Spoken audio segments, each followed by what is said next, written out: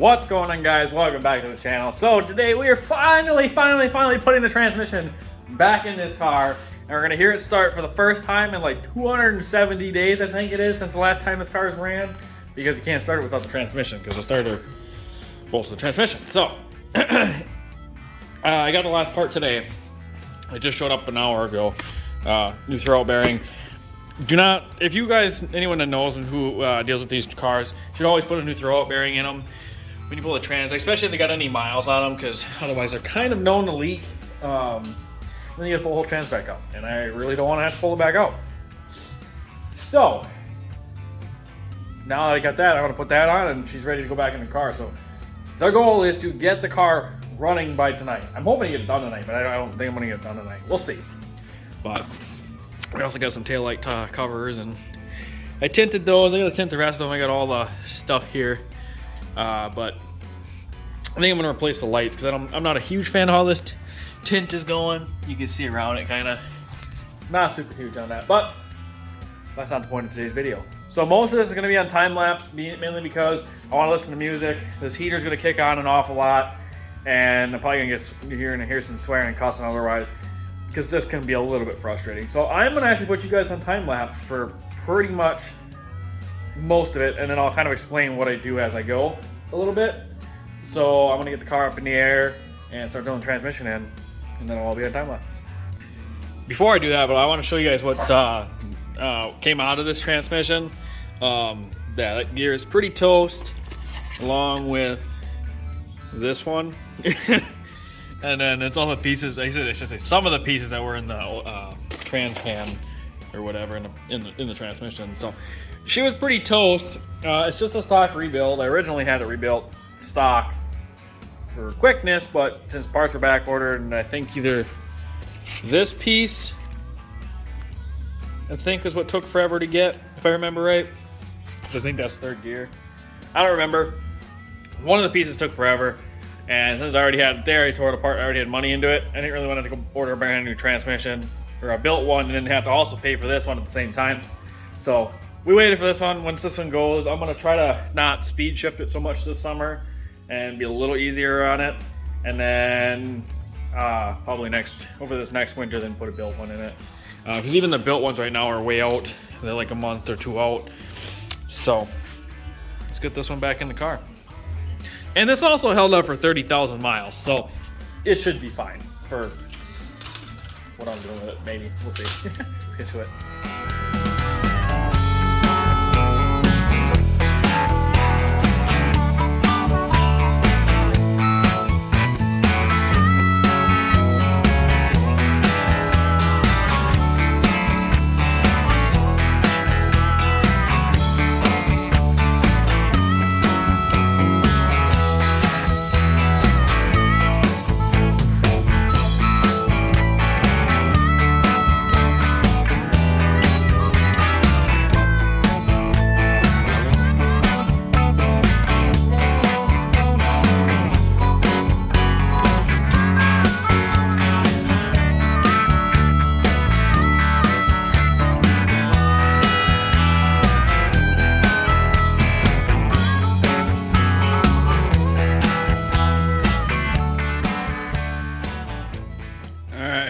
Up in the air. I recommend, if you're doing this yourself on the floor, get these really big jack stands. They're 12-tonners. They go a lot taller than the little ones, and they're also a hell of a lot more stable. I highly recommend those if you're doing this yourself on the ground. And then I also put a new battery in it from Napa. I did have to hook it up for a minute so I could open the trunk, because I have all my stuff in the trunk since it was taking so long for the trans. Yeah, so we're gonna scoot the trans into there. Hopefully I can get it on from the side. I might have to go in from the back, like how I took it out, and then start squeezing her up in there. Hopefully I can get it up in there all right, because this does have aftermarket motor mounts, which you guys aren't gonna be able to see on camera.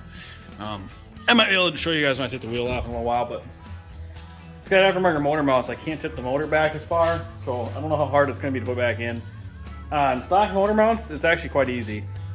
Trans jack makes it a lot easier. We did the last one on a regular jack, like one of them, and I tell you what, this is the way to go.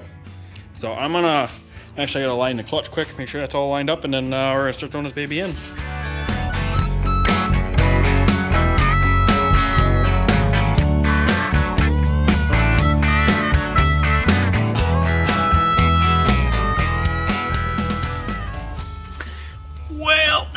$90 screw up. At least I got a new one ordered, but yeah, that was 90 bucks. Don't make that mistake. Don't roll it over on the trans jack and put some microfibers there. Don't do what I did. All right, let's get this thing in.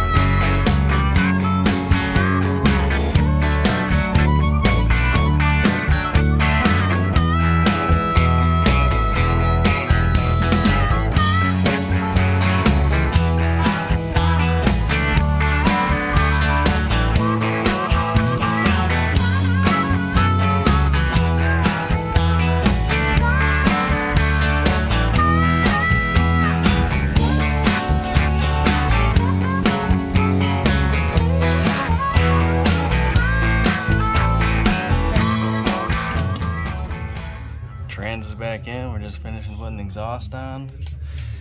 She's ready to go. Interior is all together. New battery is in. She's ready. She's ready to rip. We're gonna start it for the first time in like 270 days. And Dustin back here is passed out. I'm gonna scare the shit out of him.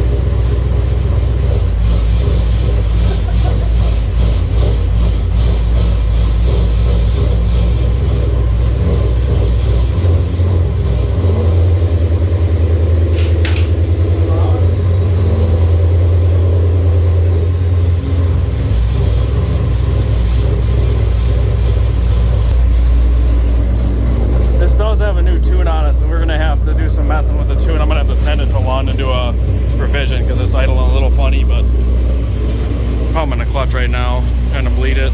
Alright. What the fuck? Well, that broke apparently. Anyway, it is currently the next morning. Give you a little update on the car. It is all done and ready to be set down.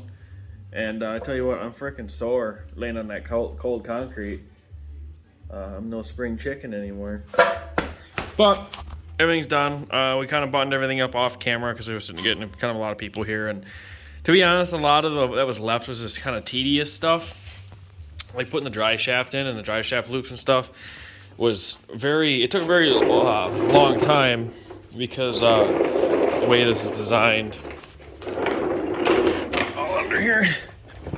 So this has like an aftermarket one-piece dry shaft, and then like if you look, let's zoom in on this to make this a little easier. So this is a dry shaft loop, so you have to put the dry shaft in first, and then like finagle all this stuff in here. It's kind of a pain in the butt, not gonna lie, you know. But it works good if you ever break a dry shaft. But so that took a little while, and then like all the bolts and stuff, just Allen and stuff, same up here. So my buddy did that while I put the starter and stuff in, but yeah, everything's buttoned up, the exhaust is on, everything's all tidied up nice. I had to adjust the exhaust this morning so the exhaust's at level. We finished pumping the brakes last night. It does run a little goofy because of the tune yet, so I'm gonna have to, just today, well, I finished everything else, so the car is actually ready to get set down. I topped off the brake fluid so that after we bled the clutch, so that should all be good.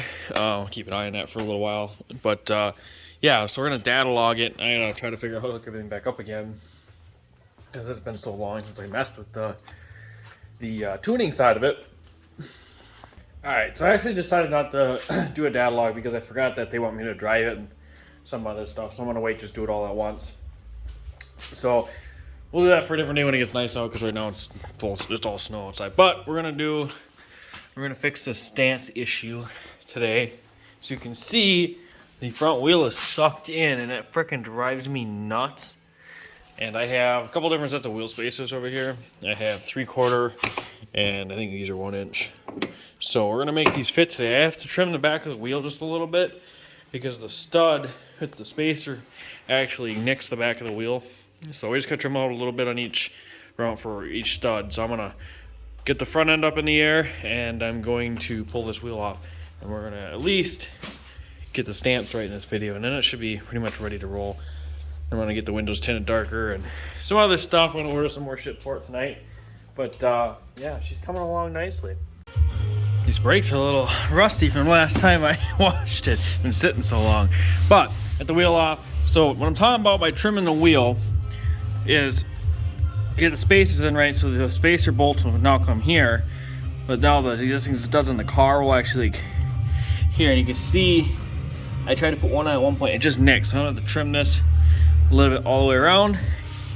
Shouldn't take much. I should be able to fit them on. Alright, wheels back on. Look how much better that looks compared to like this side. Sucked in. This side doesn't seem like it's as bad. This side seems like it was sucked in a lot more. God, it looks so much better. Took quite a bit out the back of the wheel. I just used one of these little bits, and I had to grind the divots in for the studs, but the wheel is all the way in. Clears the studs now. I'm gonna pull it back off because I do gotta tighten the spacer a little bit more. I'm gonna make sure it's not rubbing on the studs at all. If they are on any, I'll have to grind them down a little bit, but let's get the wheel off. I'll show you what I did. Alright, as you can see, I just take a little bit off these.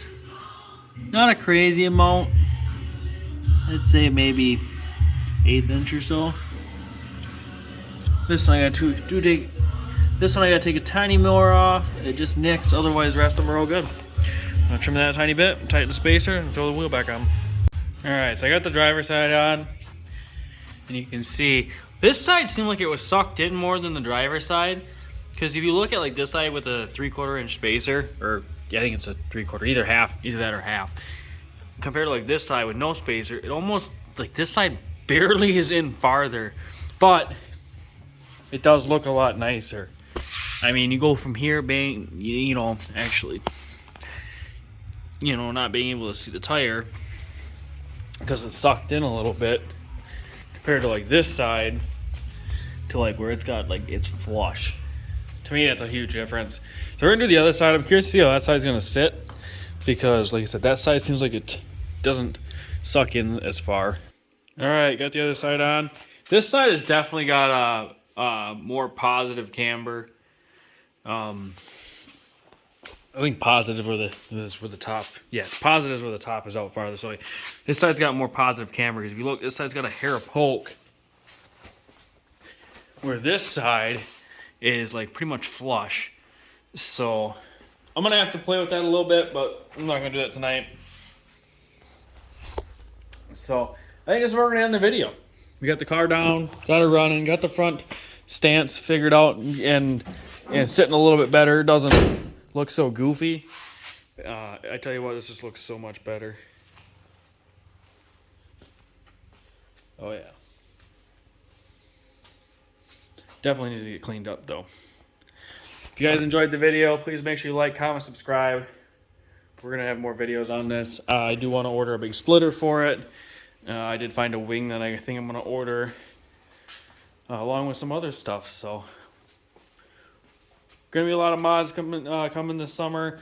I am going to retune it. I did talk to him a little bit about making a little, or putting on a smaller pulley, so we might be putting a little more boost through it.